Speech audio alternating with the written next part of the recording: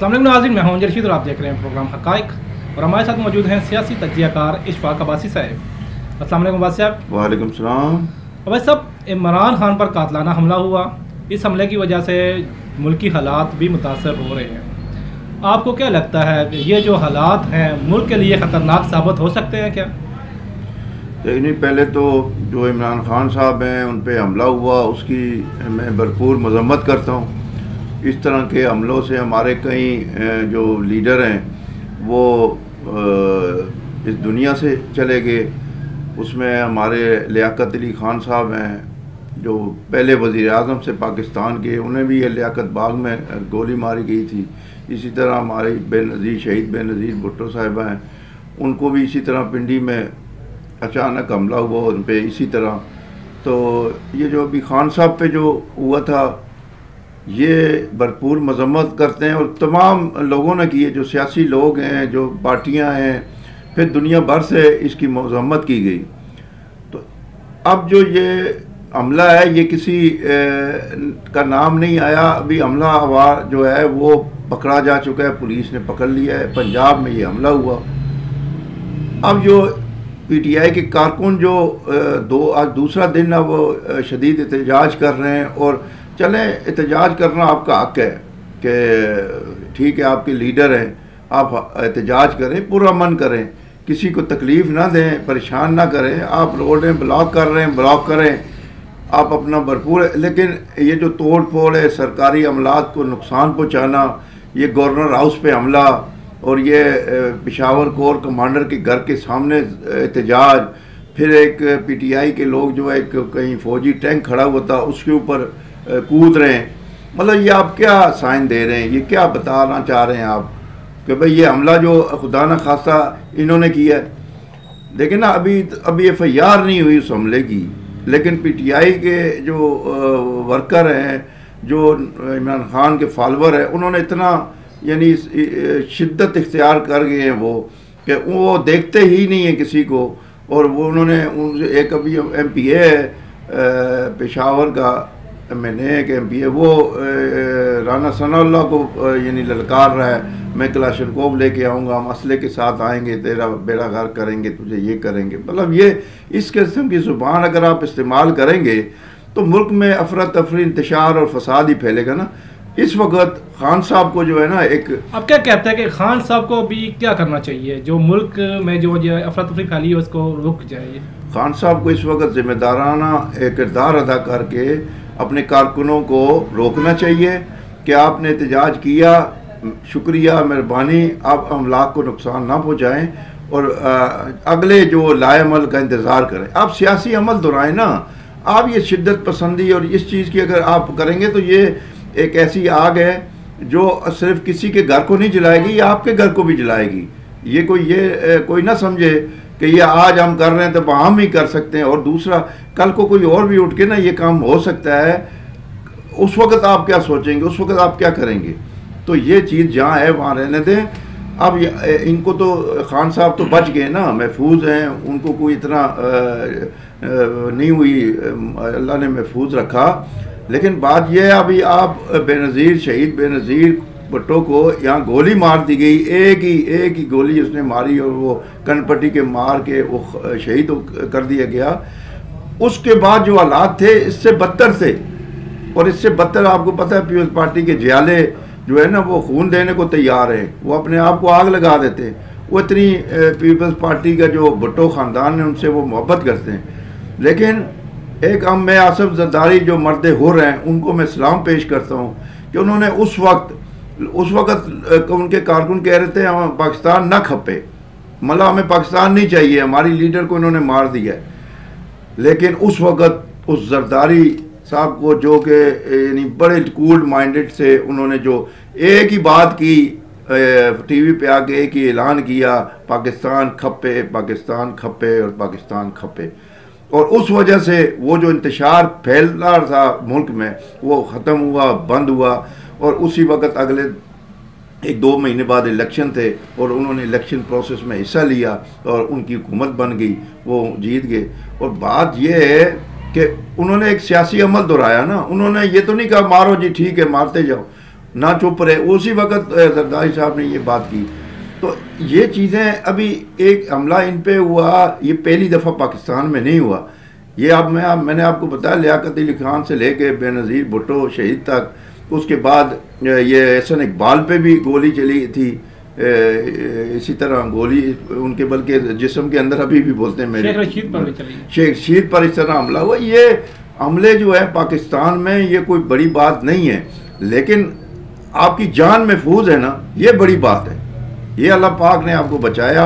आप कारकुनों को तसल्ली दें कि मैं खैरियत से हूँ, आपने एहतजाज किया, बस ख़त्म, अभी हम सियासी अमल दोहराएंगे, आपने अपना लॉन्ग मार्च मुकम्मल करें, आगे चलें, अपने एहतजाज करें। अब ये FIR आज दूसरा दिन नहीं हो रही। वो FIR क्या कह रहे हैं कि मेरी मर्जी से होगी। फिर उन्होंने फौरी इल्ज़ाम लगा दिया। असद उमर को इमरान खान ने पैगाम दिया कि 3 बंदों का नाम लें, वे एक सिक्योरिटी इदारे का बंदा है और एक शहबाज शरीफ और राना सलमान। अभी ये मुझे बताएं अमजद साहब कि ये जो वक़ूआ है ये हुआ है पंजाब में, वज़ीराबाद के करीब अल्लाह वाला चौक में, वो पंजाब में आता है। अब पंजाब इनके पास है, इनके इत्तेहादी हैं, वज़ीर आला पंजाब वो हैं, उसमें किसी इदारे का, वफाकी इदारे का या वज़ीर आज़म का या राना सनाउल्लाह का क्या किरदार है, ये बताएं। अब ये जानबूझ के यानी हालात ख़राब करना, ये तो आप जानबूझ के कर रहे हैं ना। आप अभी ये कह रहे हैं FIR में इनका नाम देंगे, पहले ही अभी इंक्वायरी नहीं हुई, तहकीकात नहीं हुई, FIR नहीं हुई, आप पहले ही मुजरिम भी, वो हमारे मुजरिम हैं, उन्होंने ये काम किया है। ये कहते हैं कि राना सनाउल्लाह ने धमकियाँ देते रहे हैं। क्या धमकी दी है राना सनाउल्लाह ने? देखिए ना, धमकियाँ देते रहे हैं। ये धमकियाँ जो होती है ना, एक दूसरे को तबादला होता है सियासी बयानात का। इस तरह खान साहब भी क्या कुछ कहते रहे, मैं तुम्हारे गिरबान से पढ़ के ये करूँगा, मैं तुम्हें फांसी लगाऊंगा IG, मैं राना सल्लल्लाह तुम्हें नहीं छोड़ूंगा। ये चीज़ें सियासी बयानात हैं ये ना, इनको आप ज़ातियात में ना लेके जाएं, ज़ाती ना बनाएं। ये अभी पंजाब में हुआ है। आप लोग वफाक की हुकूमत कह रही है हम ताउन करने को तैयार हैं, ठीक है, आप बनाएं, तहकीकाती कमेटी बनाएं, उसमें अगर कोई आता है बीच में फिर दूसरी बात है। हमलावर पकड़ा गया, उसने बयान भी दे दिया। भाई साहब, हमलावर, जिसने हमला किया, हमलावर पकड़ा गया, वहीं पे एक न्यूज़ चली कि उसको नामालूम मुकाम पर जो है मुंतकिल कर दिया गया। उसके 15 मिनट बाद ही उसकी वीडियो वायरल होगी, ये कैसे हो सकता है? देखिए ना, वही यही तो चीज़ मैं बता रहा हूँ कि हमलावर पकड़ा गया, उसकी वीडियो अभी वो इन्होंने वफाक ने तो नहीं ना वायरल की, भाई पंजाब पुलिस के हवाले था, तो भाई पुलिस ने कुछ किया है। फिर वो जब वो नामालूम मकाम का मतलब ये होता है कि किसी को मतलब कोई दखल अंदर नहीं दे सकता ना। जी बिल्कुल।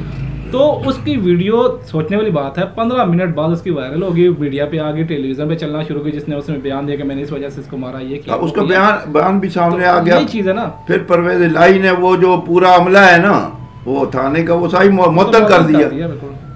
अच्छा, वो तो कल की बात है ना। अभी आज के दिन दोबारा दूसरी वीडियो उसकी आ गई वायरल, वो किसने की है? भाई उसमें वफाक का क्या किरदार है? ये तो आपकी अपनी इत्तेहादी हुकूमत है, आप उनसे पूछे ना। आप लोग मतलब ये डायरेक्ट इल्ज़ामात इस तरह लगा के तो एक नई रवायत को जन्म दे रहे, इस तरह नहीं करना चाहिए। खान साहब एक बड़ी पार्टी के सरबराह हैं, मैच्योर है, उनको मैच्योरिटी का मुजाहरा करना चाहिए। अभी 8-10 महीने बाद इलेक्शन होंगे, आप अपनी इलेक्शन की तैयारी करें, ठीक है, उसके बाद आप इक़्तिदार में आए। ये हमले की वजह से खान साहब की मकबूलियत को क्या कोई फ़र्क पड़ा?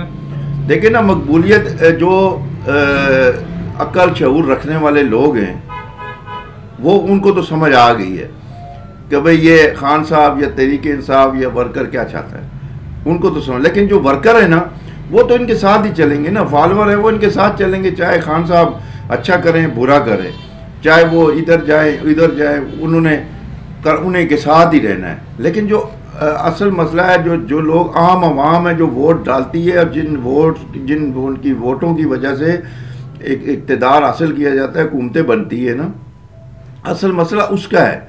तो वो जो अवाम है वो अगर इनके साथ उस वक़्त ना 100% थी, आज उनके साथ वो अवाम जो है ना 20-25% रह गई है। 70% अवाम समझ चुके हैं कि भाई ये मामला क्या है। खान साहब को इक़्तिदार की इतनी हवस है कि वो कोई भी इक़दाम करने से नहीं टलते। तो खान साहब को एक लिमिट होनी चाहिए, हर बंदे की एक लिमिट होती है कि इस लिमिट से आगे नहीं जाना। हर सियासी जमात को आप देख लें, ये मौलाना फजल रहमान यहाँ धरना दिया था, इन्होंने लॉन्ग मार्च किया था, यहाँ लाए थे, अपना बैठे हुए थे, लेकिन एक लिमिट में थे। उसके बाद वो चले गए, उनके साथ उनको यकीन दहानी कराई गई, चले गए, ख़त्म हो गई बात। एक लिमिट होती है हर पार्टी की, लेकिन मैं समझता हूँ खान साहब की कोई लिमिट नहीं है। खान साहब के जो 3 मुतालबात हैं उनके बारे में बताएं, क्या ये इनके मुतालबात माने जाएंगे? देखिए ना, ये मुतालबात बेफजूल है ना, इसमें क्या भाई इस्तीफ़ा दे, क्यों इस्तीफ़ा दे? इस्तीफ़ा अगर दे तो जो उस सूबे का वज़ीर आला वो दे ना। सिक्योरिटी तो उसकी फेल हुई है, सिक्योरिटी तो उन्होंने दी हुई थी। पंजाब में हुआ है ये वाक़या, तो इस्तीफ़ा वज़ीर आज़म दे, इस्तीफ़ा वफाकी वज़ीर दाखिला दे। भाई जो सूबाई वज़ीर दाखिला है, जो मुशीर दाखिला है, जो क्या नाम है उसका, जो अभी सरफराज जो होता है वो दे ना, वज़ीर आला दे। भाई जिनके पास सिक्योरिटी थी, जिनका सूबा था, लेकिन वो अजीब सी रवायत डाल रहे खान साहब के, सीधा भाई वो आप दें, वो किस लिए थे? क्या लगता है आपको हुकूमत मजबूर हो जाएगी? नहीं, हुकूमत क्यों मजबूर हो जाएगी? ये छोटी छोटी बातों से हुकूमत डर जाए तो फिर तो हर बंदा इसी तरह की काम करके और हुकूमत को घुटने टेकने में मजबूर कर दे। हुकूमत ने तो अभी कोई कदम उठाया ही नहीं है। अभी तो वो खान साहब के साथ हैं, खान साहब को कह रहे हैं कि जी हम आपके साथ ताउन करने को तैयार हैं, हम हर किस्म का ताउन करेंगे, हमारे इदारे करेंगे, वफाकी इदारे करेंगे। लेकिन बस वो खान साहब को एक लगी हुई है कि भाई किसी तरह कुछ किया जाए, कुछ ना कुछ यहाँ लगा रहे, हलचल लगी रहे इस मुल्क में, फसाद लगा रहे। लॉन्ग मार्च जारी रहेगी या?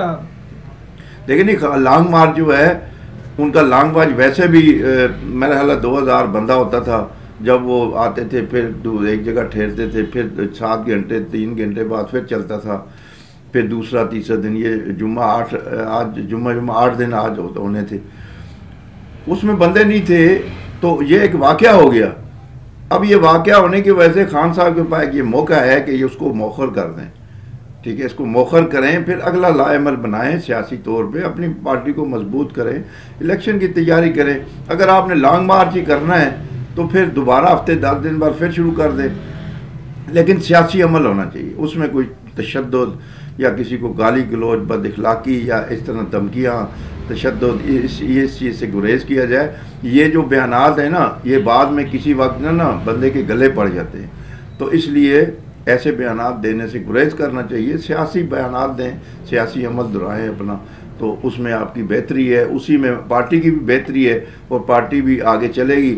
वरना इस तरह के बयानात चलते रहेंगे तो पूरे मुल्क में जो है ना आपके फॉलोवर हैं वो आपसे ज़्यादा रिएक्ट करेंगे, तो वो मुल्क को कौम का नुकसान है। ठीक है बात साहब, शुक्रिया बात साहब। नाज़रीन, ये थे इशफाक अव्वल साहब जिनका तज़किया सुना। इनका कहना है कि इमरान खान को चाहिए कि या तो कॉन्फ्रेंस करें या एक बयान रिकॉर्ड अपनी कारकुनों को दें कि जो मुल्क में अमन कायम रखें। इसके साथ इजाज़त दीजिए। हमारा चैनल को लाइक, सब्सक्राइब और शेयर करना ना भूलिएगा।